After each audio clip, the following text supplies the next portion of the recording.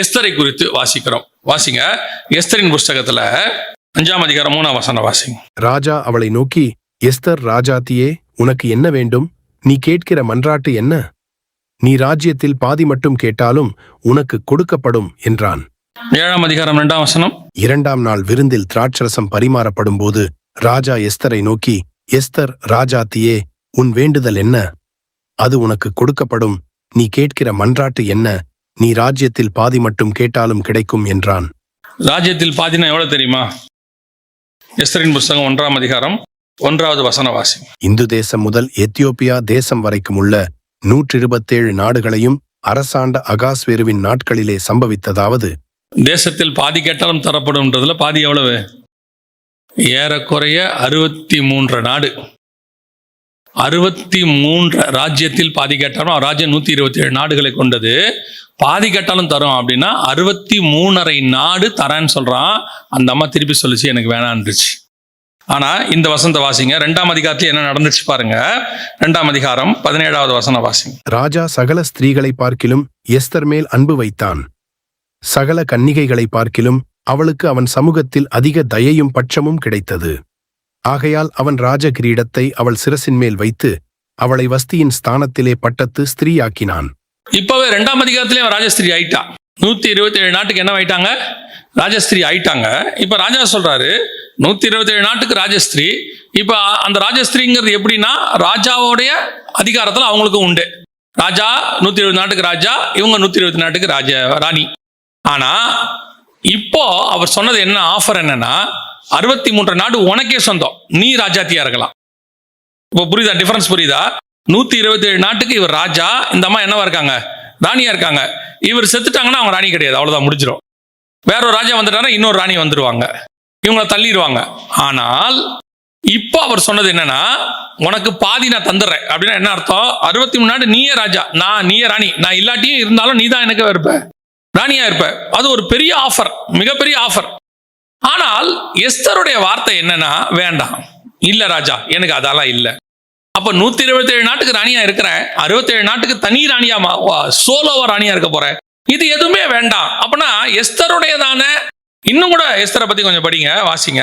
எஸ்தரின் புஸ்தகம் 2ஆம் அதிகாரம் 15வது வசனம் வாசிங்க. மொர்தெகாய் தனக்கு குமாரத்தியாய் ஏற்றுக்கொண்டவளும் அவன் சிறிய தகப்பனாகிய அபியாயேலின் குமாரத்தியுமான எஸ்தர் ராஜாவினிடத்தில் பிரவேசிக்கிறதற்கு முறை வந்தபோது அவள் ஸ்திரீகளை காவல் பண்ணுகிற ராஜாவின் பிரதானியாகிய ஏகாய் நியமித்த காரியமேயல்லாமல் வேறொன்றும் கேட்கவில்லை. எஸ்தருக்கு தன்னை காண்கிற எல்லார் கண்களிலும் தயை கிடைத்தது. அப்படின்னா என்ன அர்த்தம்? அதுக்கு முன்னாடி பாத்தீங்கன்னா, அதுக்கு முந்தின வசனத்துல இருக்குது, அதிலே பாருங்க, 13ஆம் வசனம் கடைசி சொல்லுது, அந்த ஸ்திரீ அவள் தனக்கு வேண்டுமென்று கேட்பவையெல்லாம் அவளுக்கு, அங்கேயும் அவள் ஒன்றும் கேட்கவில்லை அப்படின்னு. அப்ப எஸ்தருடையதான தாட் என்ன? எஸ்தருடைய மனநிலை என்ன?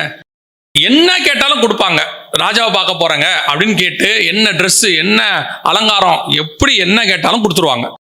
2வது, ராஜா கூப்பிட்டு சொல்றாரு, பாதி தரேன், வேண்டாம், இதுவும் வேண்டாம், ஏகா என்ன கொடுக்குறாரு, எனக்கு அது போதும். அப்ப இந்த மனநிலைக்கு காரணம் என்ன அப்படின்னு சொல்லி நீங்க கேட்டீங்கன்னு சொன்னா, எஸ்தருக்கு ஒன்று நன்றாய் தெரிகிறது. இப்ப இந்த எஸ்தரின் புஸ்தகத்தை நீங்க கொஞ்சம் புரிஞ்சுக்கணும், சரியா? எஸ்தரின் புஸ்தகம் என்ன செய்யணும்? புரிஞ்சுக்கணும்.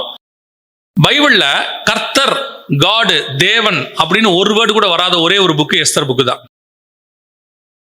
இந்த மாதிரி ஒரு புக்கு பைபிள் முழுக்க இருக்கவே இருக்காது. காடு, லார்டு, அல்மைட்டி, ஆண்டவரை பத்தினதான ஒரு வார்த்தையும் இருக்காது. ஒரு வார்த்தை ஆண்டவரை பத்தி எதுவுமே எஸ்தர் புக்ல இருக்கவே இருக்காது. ஆனால் எஸ்தரின் புஸ்தகம் நமக்கு பைபிள்ல கொடுக்கப்பட்டிருக்கு. என்ன காரணம் அப்படின்னு கேட்டீங்கன்னா, எஸ்தரின் புஸ்தகம் வந்து முழுக்க முழுக்க நியூ டெஸ்ட்மெண்ட்டை பிரதிபலிக்கக்கூடியதான ஒரு புக்கு. நீங்க புரிஞ்சுக்கோங்க. இப்போ இது கொஞ்சம் ஆழமா இருக்கும், நீங்க புரிஞ்சுட்டா தெரியும். எஸ்தர் புஸ்தகத்துல பாத்தீங்கன்னா மொர்தெகாய்னு ஒருத்தர் இருக்கிறார். மொர்தெகாய் யாருன்னு பாத்தீங்கன்னு சொன்னா, ஒரு வகையில் எஸ்தருக்கு என்னவா இருக்கிறாரு?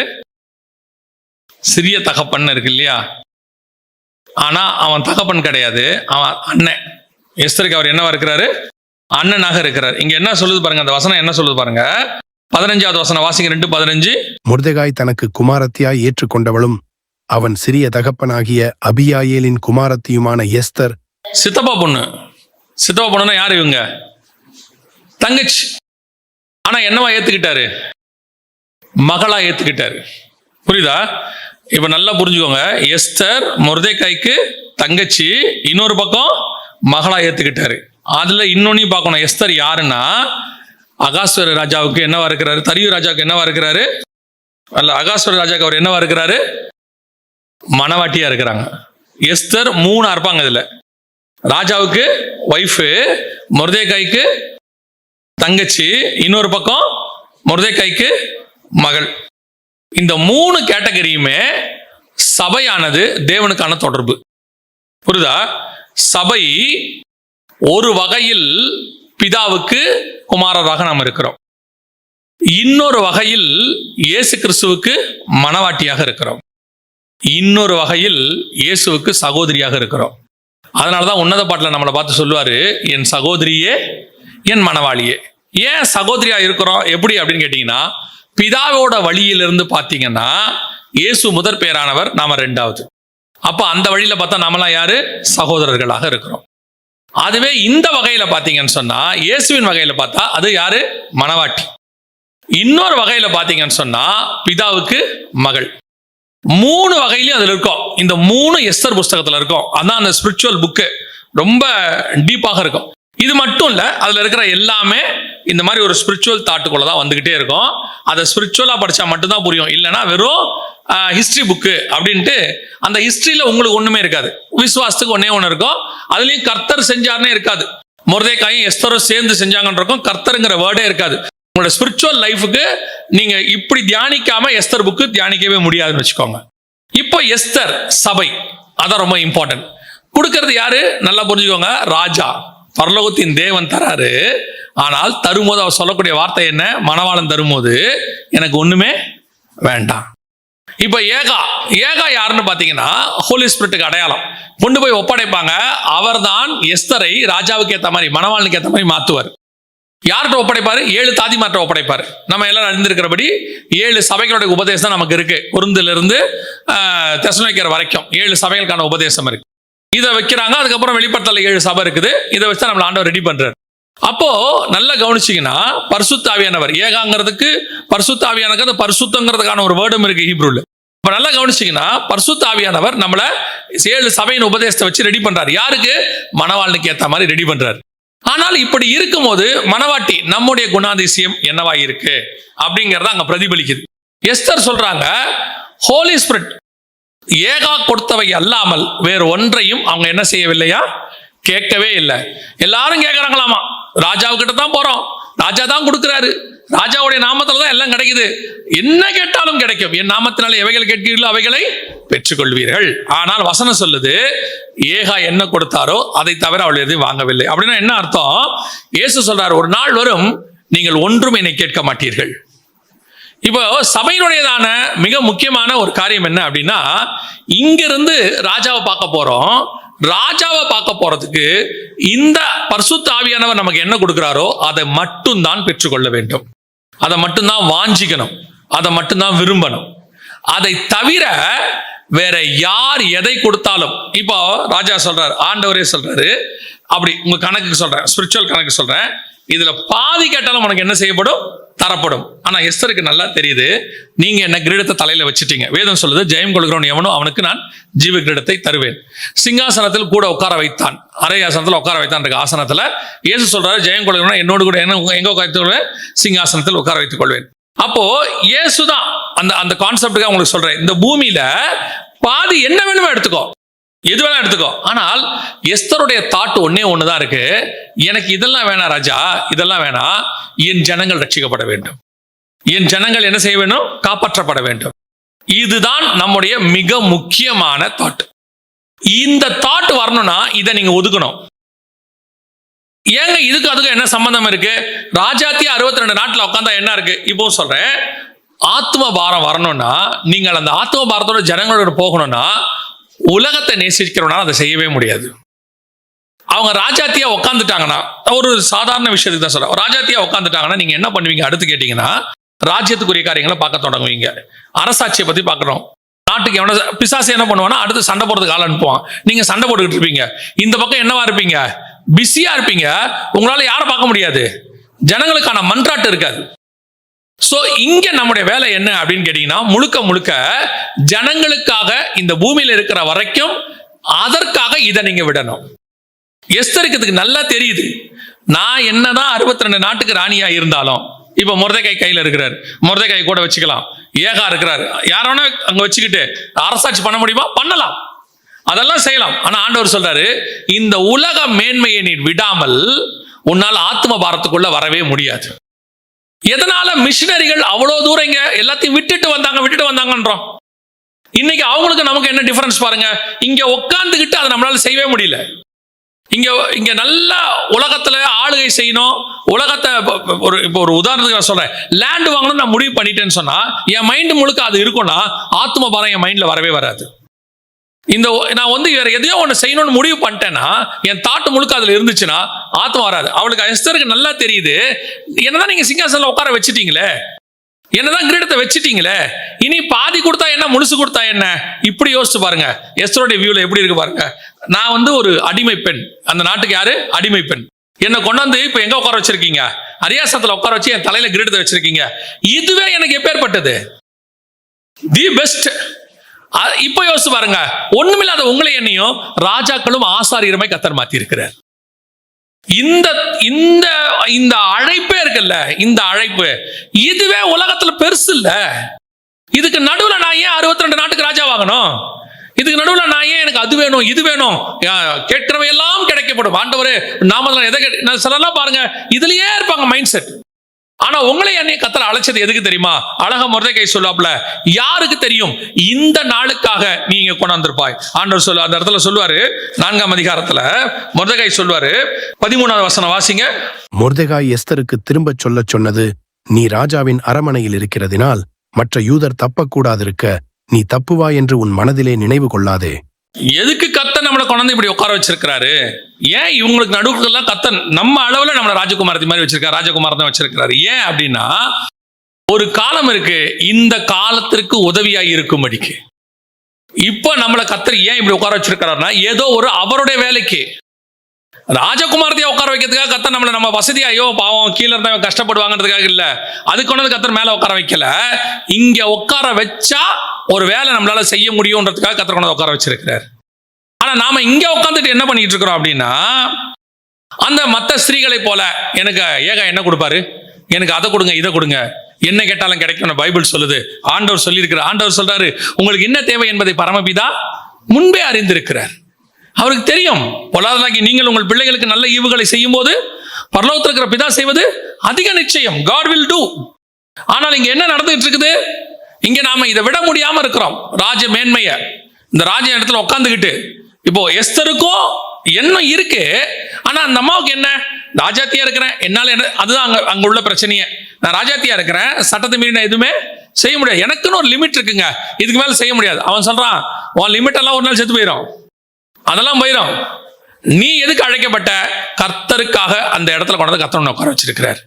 அவருடைய வேலைக்காக, உன்னை கொண்டு செய்ய வேண்டிய ஒரு வேலைக்காக தான் கர்த்தர் உன்னை கொண்டு அந்த இடத்துல உட்கார வச்சிருக்காரு. அப்ப இங்கேயும் உட்காந்துக்கிட்டு ஃபியூச்சரை பத்தி அது இது என்ன கிடைக்கும் ஏது கிடைக்கும் ஆண்டவர் சொல்றாரு, அதை விட்டு முதல்ல விலகு. அந்த ராஜகுமாரத்திங்கிற இனத்தை விடு முதல்ல. அதை விட்டுட்டு உனக்கு நான் ராஜாவும் ஆசனமா வச்சிருக்கிறேன், அதை விட்டு எதுக்காக? நீ ஜனங்களுக்காக மன்றாடுவதற்காக, ராஜா கிட்ட போய் அழுவதற்காக, ராஜாவின் காலில் விழுந்து கெஞ்சுவதற்காக நீ ராஜகுமாரத்தியான. மற்றவங்க சொன்னா கேட்க ஏன்னா முடியாது. தேவனுக்கு அவங்க நடுவில் பாவங்கள் சுவராக இருக்கு. ஆனா உங்களுக்கு எனக்கு அப்படி இல்லை, ரத்தத்தால கழுவப்பட்டோம், அவருடைய மார்புல சாஞ்சிருக்கோம், நம்ம சொன்னா தேவன் கேட்பார். அப்ப நம்ம மேல என்ன இருக்குது? கர்த்தருக்கு ஒரு நம்பிக்கை இருக்குது. அந்த மேன்மைக்காக கர்த்தர் கொண்டு உட்கார வச்சிருக்கிறார். அப்ப இங்க உட்காந்துக்கிட்டு இன்னும் என்ன ஆகும்? ஒரு சிலர்லாம் என்ன நினைப்பாங்கன்னா, ஃபியூச்சர் என்ன ஆகும்னு நினைப்பாங்க. எனக்கு கர்த்தர் என்னை விட்டு முதல்ல எடுத்த ஒரு முக்கியமான விஷயத்துல ஒன்று ஃபியூச்சர் பிளான். நான் உங்களுக்கு அது ஒரு ஆலோசனையாவே சொல்றேன். ஃபியூச்சர் பிளான் ஒன்று போடவே போடாதீங்க. 50 வயசுல என்ன ஆகும், 40 வயசுல என்ன ஆகும், 60 வயசுல என்ன ஆகும், போடவே போடாதீங்க.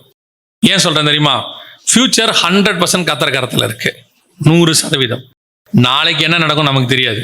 இப்ப நான் 60 வயசுக்கு பிளான் பண்ணி 60வது வயசுல இதெல்லாம் பண்ணிட்டு, சிலரெல்லாம் சொல்லுவாங்க எல்லா வேலையும் முடிச்சுட்டு நான் ஊழியத்துக்கு வரேன், ரிட்டையர் ஆகிட்டு வரேன்பாங்க. அதுக்குள்ள செத்து போயிட்டு என்ன ஆகுது?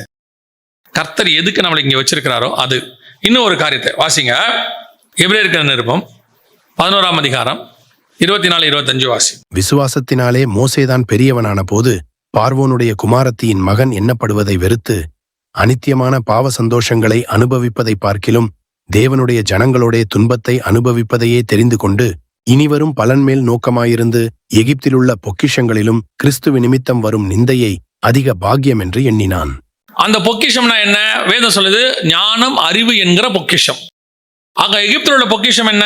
அப்போஸ்தலர் நடவடிக்கைகள் சொல்லுகிறது, மோசே எகிப்திலுடைய சகல சாஸ்திரங்களிலும் கற்பிக்கப்பட்டு வாக்கிலும் செய்கையிலும் வல்லவனானான். அப்போ இந்த இடத்துல வேதம் நம்ம கிட்ட எக்ஸ்பெக்ட் பண்ற மிக முக்கியமான அடுத்து பார்வோன் குமாரத்தியின் மகன் எனப்படுவதை வெறுத்து அப்படின்னு இருக்கு. அப்போ இன்னைக்கு நமக்கு இதெல்லாம் இது வரைக்கும் உள்ளது. யோசேப்பை மாதிரி நம்ம முக்கியமான ஒரு பாவம் இருக்கும், அதை கூட விட்டுட்டு வந்துருவோம். அடுத்து நமக்கு எஸ்தர் மாதிரி மேன்மைகள் ஆண்டவர் கொடுத்த ஊழியத்து கூட வந்துருவோம். ஆனா இப்போ மூணாவது இருக்க பிரச்சனை இருக்குல்ல, இது கொஞ்சம் என்ன சொல்றது, ஃபெவிகால் மாதிரி கொஞ்சம் ஒட்டிக்கிட்டு இருக்க பிரச்சனை. இது கொஞ்சம் பிச்சு தான் எடுக்கணும். இது என்ன செய்யணும்? கொஞ்சம் இப்போ யோசேப்புக்குன்றது அந்த அம்மாங்கிறது விட்டுட்டு போயிடலாம். ஜெயிலுக்குள்ள தூக்கி போட்டாச்சுன்னா அந்த அம்மாக்கு அவனுக்கு சம்மந்தம் இல்லை, வேலை முடிஞ்சிருச்சு. இப்போ எஸ்தர் ராஜகுமாரத்தி, ராஜா பார்த்து சொல்றாருன்னு வச்சுங்க, இனிமேட்டு ராஜகுமாரத்தி இல்ல, வஸ்தியை தள்ள மாதிரி தள்ளிட்டாருன்னா வேலை முடிஞ்சிருச்சு. ஆனா இது அப்படி இல்லை. எகிப்தின் கலைகளின் வாக்கிலும் இவன் சின்ன வயசுல அதுக்குள்ள வளர்ந்துருக்கிறான், இவனுக்குள்ள வளர்ந்துருச்சு எல்லாமே. இது வெளியே உள்ளது இல்லை, இது என்ன இருக்குது? உள்ள வளர்ந்தது. இது எப்ப வளர்ந்தது? நினைவு தெரிஞ்ச நாள்ல இருந்து நமக்குள்ள வளரும். இன்னும் சொல்ல போனா தலைமுறையை வளரும். போன தலைமுறையில இருந்து யாருக்கிட்ட இருந்தாவது நமக்கு வரும், ஜீனும்பாங்க.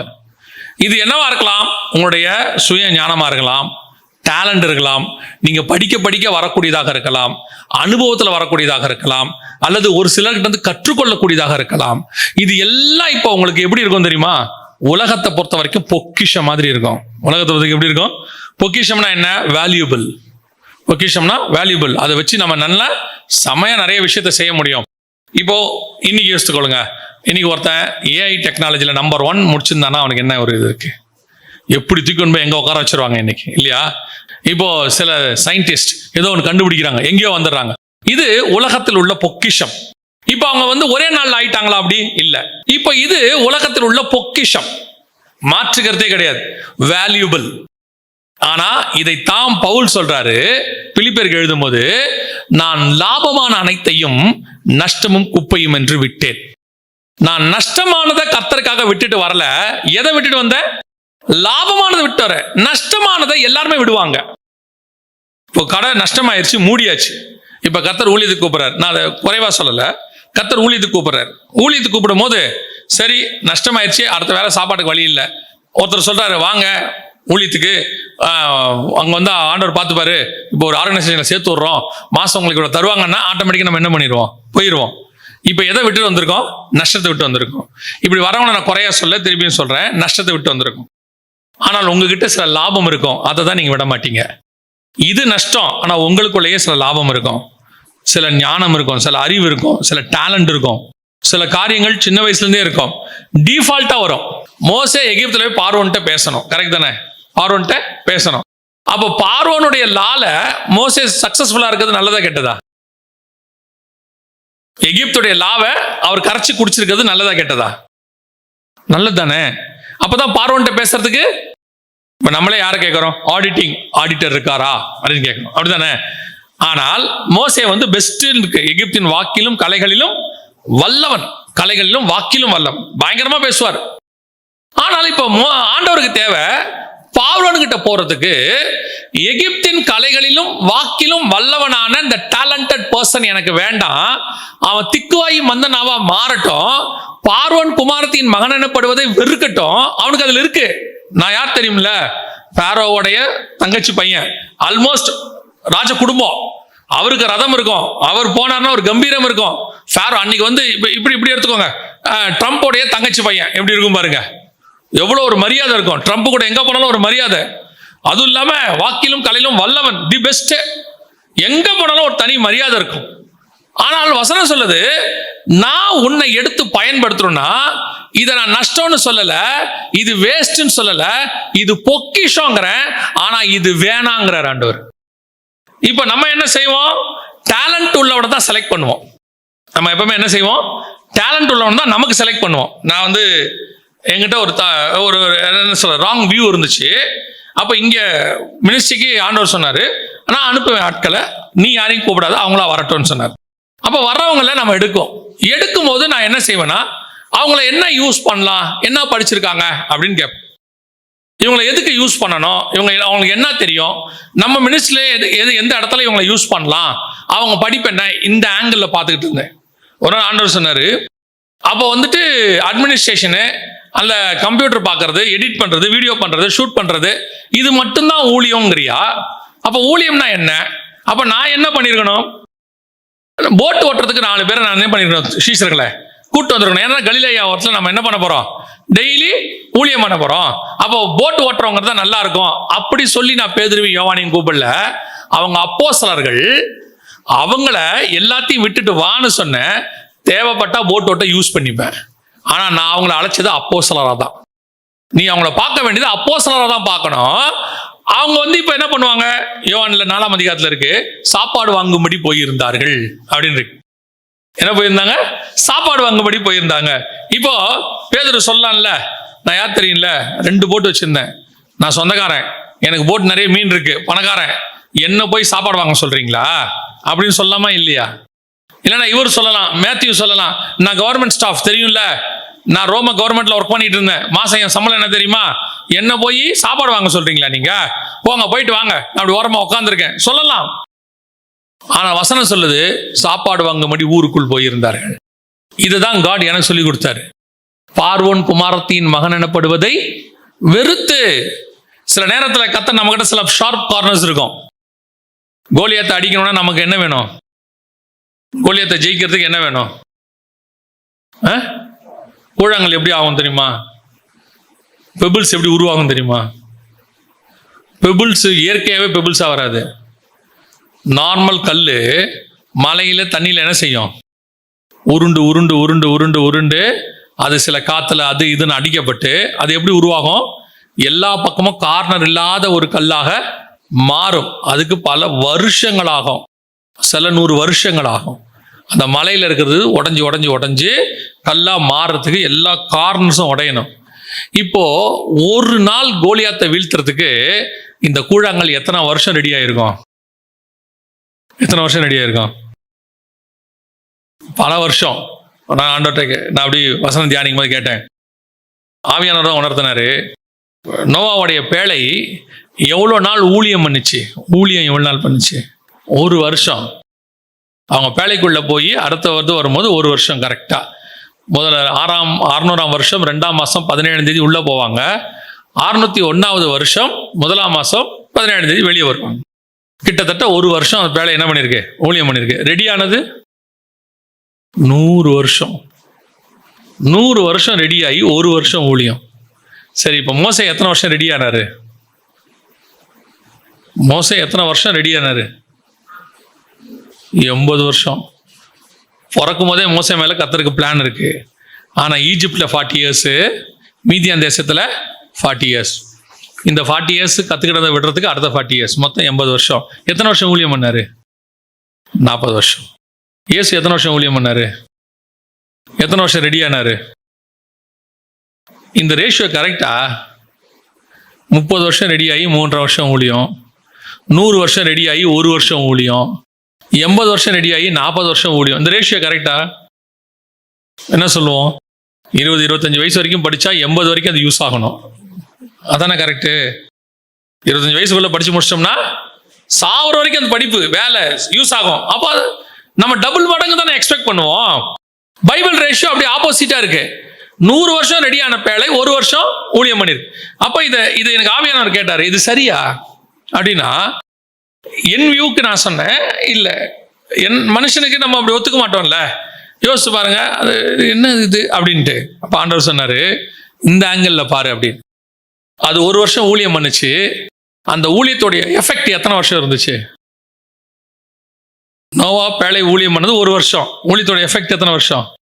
இன்னைய வரைக்கும் ஜனங்கள் உயிரோடு இருக்குது அந்த பேழைக்குள்ளேருந்து வெளியே வந்ததுனால. புரியுதா? இயேசு 3.5 வருஷம் ஊழியம் பண்ணாரு, எஃபெக்ட் எத்தனை வருஷம் இருக்கு? 2000 வருஷம். மோசே ஊழியம் பண்ணாரு, எத்தனை வருஷம் இருந்துச்சு எஃபெக்ட்? 2000 வருஷம். இயேசு வர்ற வரைக்கும். அப்போ யோசிச்சு பாருங்க, நம்ம எவ்வளோ நாள் ஊழியம் பண்றோன்றது முக்கியம் இல்லை, எவ்வளோ வருஷம் நம்ம ஊழியம் பூமியில் நடக்க போகுதுங்கிறது தான் முக்கியம். நம்மளுடைய எஃபெக்ட். ஒரு சிறைச்சாலைக்குள்ள இருந்து ஒரே 7 லெட்டர் எழுதுறாரு. 7 லெட்டர் தானே? ஆமாம், சிறைச்சாலை நிருபங்கள் 7, கரெக்ட். 7 லெட்டர்ஸ். மொத்தம் ஒரு 13 புக்கு, 7 புக்கு ஜெயிலில் எழுதினது. சிறைச்சாலைக்குள்ள இருந்து ஒரு லெட்டர் எழுதுறாரு. அவருக்கு நினைச்சிருப்பாரா ஒரு 1000 கோடி பேருக்கு இந்த லெட்டர் போகும்னு? 2000 வருஷத்துல ஒரு மினிமம் நான் சொல்றது போகும் நினைச்சிருப்பாரா? இன்னைக்கே 800 கோடி பேர் இருக்காங்க. 1000 கோடி பேருக்கு இந்த லெட்டர் போகும் நினைச்சிருப்பாரா? இல்லை. அவர் எவ்வளவு வருஷம் ஊழியம் பண்ணாரு? 30 வருஷம். செத்து போயிட்டார், சிறைச்சாதம் பண்ணப்பட்டார். ஆனால் அவருடைய ஊழியம் எத்தனை வருஷம் இருக்குது? 2000 வருஷமா இருக்கு. அப்போ இந்த 2000 வருஷம் உங்க மினிஸ்ட்ரி நடக்கணும். கிறிஸ்து வர வரைக்கும் மட்டுமல்ல, நம்முடைய ஊழியம் கிறிஸ்துவுக்கு அப்புறமும் பரலோகத்திலும் இருக்கு. அவர் கூட போய் உட்காந்து ஆளுகை செய்ய போறோம். அவ்வளோ பெரியதான மினிஸ்ட்ரிக்கு ப்ரிப்பரேஷன் அதிகமாகத்தான் இருக்கும். விட வேண்டிய காரியம் அதிகமாக தான் இருக்கும். நான் ஒன்று மட்டும் தைரியமா சொல்லுவேன், நீங்க எதை விட்டாலும் பெற்றுக்கொள்ள போவது அதிகம்தான். நீங்க உயிரையே விட்டீங்கனாலும் பெற்றுக்கொள்ள போவது அதிகம்தான். நீங்க கண்டிப்பா ஒரு உலகத்தானே எடுத்துக்கோங்களேன், ஒரு விஷயத்தை நீங்க செஞ்சீங்கன்னா அதை விட கொஞ்சம் இன்ட்ரெஸ்ட் போட்டு கொடுக்கணும் தான் நினைக்கிறாங்க. அப்படிதானே? ஒரு பேங்க்ல பணம் போட்டா இன்ட்ரெஸ்ட் கொடுக்கணும்னு நினைக்கிறாங்க. ஒரு கவர்மெண்ட்ல கொடுத்தா பிஎஃப் எக்ஸ்ட்ரா கொடுக்கணும்னு நினைக்கிறாங்க. ஒரு தங்கம் வாங்கினா இன்னொரு நாள் அது விலை ஏறி இருக்கும் நம்ம நினைக்கிறோம். அப்ப நம்மளே இப்படி நினைக்கும் போது தேவன் எப்படி நினைப்பார் யோசிச்சு பாருங்க. அப்ப கர்த்தருக்காக நம்ம இழக்க போற பொக்கிஷங்கள் பூமியில, நான் சொல்றது லாபமானது, நஷ்டத்தை சொல்லல, லாபமானது. அந்த லாபமானது நீங்க நினைக்கக்கூடிய எதை விட்டாலும் அதை விட அதிகமாகத்தான் நம்ம ஒன்றை பெற்றுக்கொள்ள போகிறோம். அதை விட குறைவாய் பெற்றுக்கொள்ளவே மாட்டோம். இம்மையிலும் சரி, மறுமையிலும் சரி. நான் வேணா சாட்சியில வேணா தைரியமா சொல்லிக்கிறேன். என்ன சொல்லிக்கிறேன்? வேலையை விட்டுட்டு வந்தேன். நான் வேலையை விட்டுட்டு அந்த வேலையில இருந்தா இதை செஞ்சிருக்க முடியுமானா? முடியாது. இதை விட முக்கியம், இந்த வேலையில இருந்திருந்தா இன்னைக்கு இவ்வளவு பேருக்கு ஆண்டவர் கொண்டு போனாரு, இது அங்கிருந்தா போயிருப்பேனா? மாட்டேன். என் குடும்பத்துக்கு நான் பிரயோஜனமா இருந்திருக்கலாம். என் மனைவி 2 பிள்ளைகளுக்கு நான் ஏதோ ஒன்று படிக்க வச்சிருக்கலாம், அவங்களுக்கு ஒரு சொத்து சேர்த்திருக்கலாம். இவ்வளவுதான் நடந்திருக்கும். ஆனா இன்னைக்கு இதை தான் சொல்றேன், நம்ம எப்பவுமே லாபமானது விடுறதுக்கு கத்துக்கணும். லாபமானது எது நமக்கு ஆண்டவர் லாபம் நினைச்சு நீங்க கொடுத்துருக்காரு நீங்க நினைக்கிறீங்களோ அதை விட சொல்லும் போது என்ன செய்யணும்? தைரியமா விடணும். இயேசுக்காக இழந்தவர் எவரும் தரித்திரர் ஆனதில்லைன்னு எமில் அண்ணனுடைய பாட்டு இருக்குது. கிறிஸ்துவுக்காக இழந்தவர் எவரும் தரித்திரர் ஆனதில்லை. எந்த ஒரு விஷயத்துல கைவிடப்படவே மாட்டோம்.